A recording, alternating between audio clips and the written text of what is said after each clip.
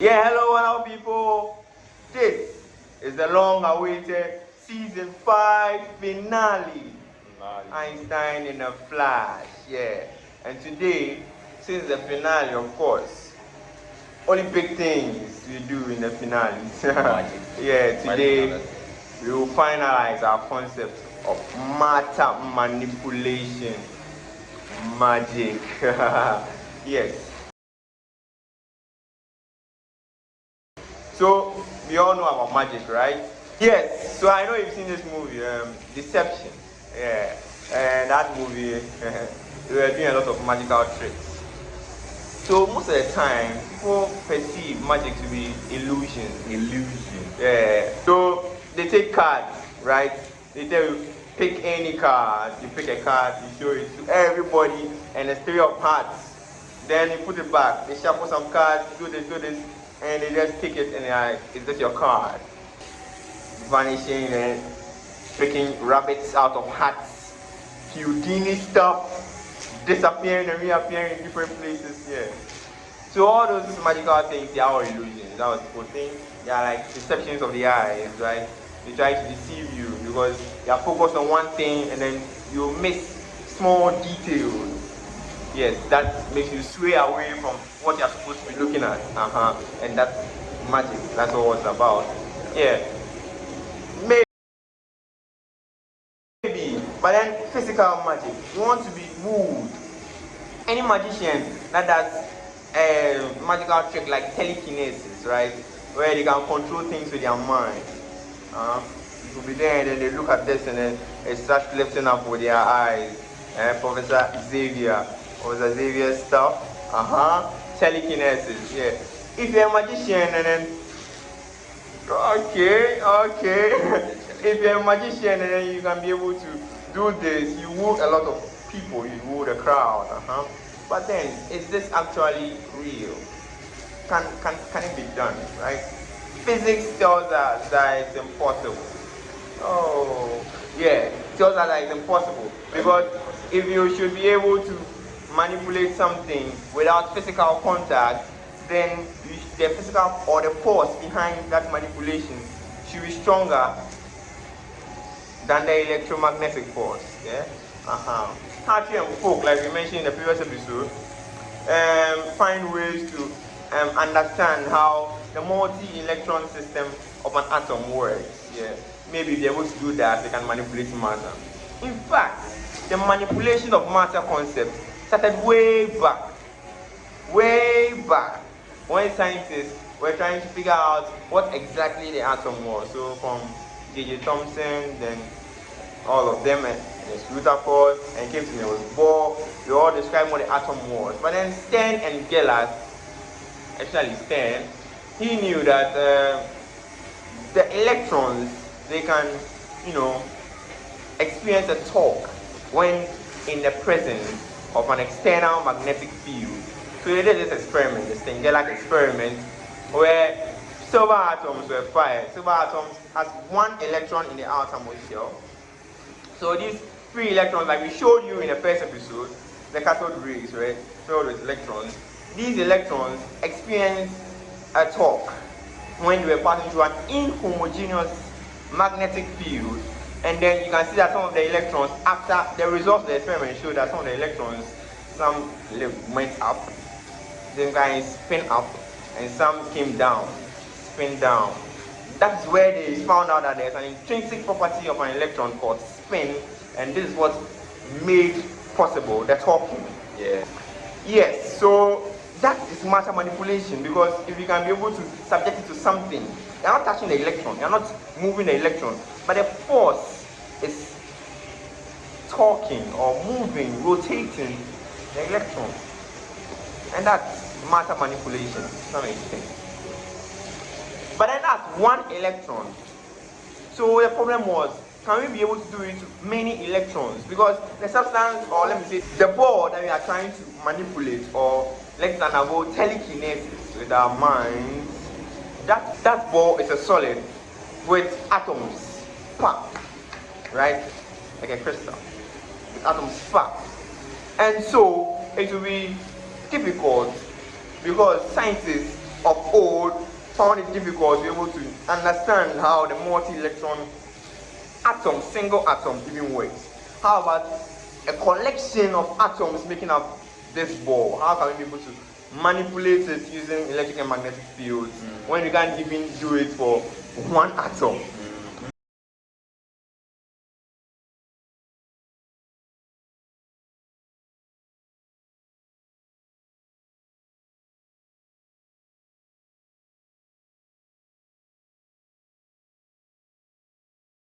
But then Hartley and Folk, of course, they came up with theories and experiments that were able to manipulate a multi-electron atom system, and that is the self-consistent principle, the iteration process. It's a modified version of the Schrodinger's equation, where after each calculation, where they consider the rest of the atom. You see, the problem with the multi-electron atom system was that for the hydrogen atom, it was only one electron and one nucleus interacting, the Coulombic force of interaction, attractive force. But then in a multi-electron atom, we have more than one electron orbiting around the nucleus, right? And then apart from the nucleus having an effect on these electrons, the electrons are also having an effect on each other. So that is what the scientists could not account for. But then Hartley and Folk later on accounted for it by using a self-iterative process where they considered the rest of the electrons, aside maybe the one electron they were taking under consideration, the rest of the electrons as having one potential. One. So all of them were having one potential, yes, interacting with just this electron. And then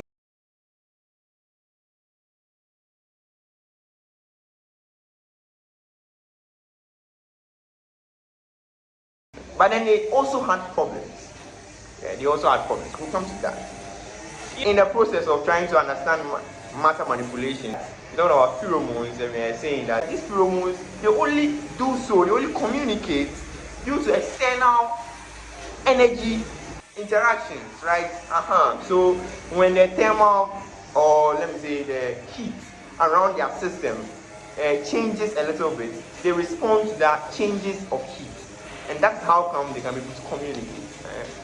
So when you meet that opposite sex or friend, the dog situation, and then maybe they experience that, oh come on, this dog looks nice.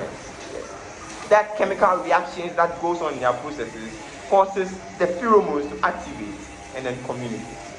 Yes. So simply put, in atoms, right, when we induce these atoms with energy, spectroscopy tells us that the absorption of this energy can make us be able to understand its chemical properties of this atom. Then, when we relate it to matter manipulation, we can see that when we induce this atom or this group of atoms with external energy, as the magnetic and electric fields, we can also respond to changes. One problem, now coming back, one problem with the Hartley and Folk theory was that the external or the valence electrons, they undergo this bonding phenomenon, the London dispersion force. Then this dispersion forces was not accounted for in their first iterative process. So later, in other theories called the valence band theory, this valence band theory accounted for these London dispersion forces. Yes, and this is the explanation. The valence band theory describes the electronic wave function as a linear combination of several valence bond structures. Each of these valence bond structures can be described using linear combination of either atomic orbitals, delocalized atomic orbitals, and this you can call the Coulson-Fisher theory, or even the molecular orbital fracture. Under this valence band theory, we have the spin-coupled theory, and under this there are a large number of different valence bond methods. Most use n-valence bond orbitals for n electrons. If a single set of these orbitals is combined with all linear independent combinations of spin functions, we have the spin-coupled valence band theory. The total wave function is optimized using the variational method by varying the coefficients of the basis function in the valence bond orbitals and the coefficients of the different spin functions. In other cases, only a subset of all possible spin functions is used. You can use a transmission electron microscope. And this transmission electron microscope, we are talking about the sophisticated ones, the ones that can probe into the atom and not view the electron, but then at least view the molecular bonds between these atoms. And we can identify where the bonds are, kind of. When we do that, we can incorporate nanotechnology we talked about in the previous episode. So nanotechnology, we said that they are the signs of bond length. So they are machinery with the signs of bond length. So it will be easier for us to account for the bond. So they are forming the nanoscales. Yeah, they form in nanoscales. So we can account for the bonds between these atoms. With information about these bond spacings and these bond lengths, we can manipulate or we can induce magnetic fields, electromagnetic fields to all these bond spaces and bond lengths equally, with equal proportion, I mean. And in so doing, because the problem initially was accounting for the external or the valence electrons and those London dispersion forces, but now we've accounted for it computationally. So when we're able to do that, we can account for the actual spacings between these bonds, equally distribute the electromagnetic forces, and then we can manipulate the macrostructure. Simple. So boy, let's try it out. We have a board here. Now Einstein in the flash, we have all the tools and equipment we need. So we have enlaced our palms. You can't see, but then we've done it. We've laced our palms with nanotechnology, where we can be able to. We've already computed all the parameters that we need, all the bond length, everything is done. So we are going to manipulate this ball. Nice and easy. So ball, let's manipulate the ball, shall we? So now with the ball in our hands, see us manipulate it. Lift it up. Oh, it's actually working. It works. It's working. It's working. It's working. Telekinesis at your service. Thank you so much. Yeah, so it's time for fanfare. Yeah, for a fanfare. Do you know that nanotechnology, those nanoparticles, they have been started using them in cancer treatment? I mean, they use them into the target site of the cancer. Yeah. The job is done. The job is done. So, yeah, you just kill it. Yeah, so nanotechnology is used in cancer treatment, of course. Thank you very much, folks. Yes, I hope you've enjoyed season 5, matter manipulation. Season 6 is like a continuation of season 5, kind of. And there are a lot of stories you have not ended yet. I'm going on a date, so. Yeah, the date. This guy forced me into it. It was like a trap. We're waiting. Yeah, but then don't worry, it won't end up anywhere. So season 6 is going to be bigger, it's going to be better. Of course, watch out. Adios. Bye bye. Ladies and gentlemen, Omar has forced my hand literally in this situation.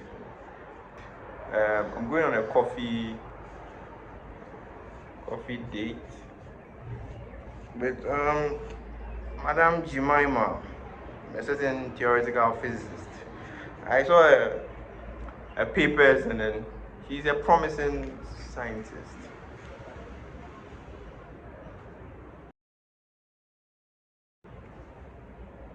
Oh, did you see that? Oh no. Hell is empty. All the devils are here. Oh, all the same. Even those demons won't stop me from going on the date.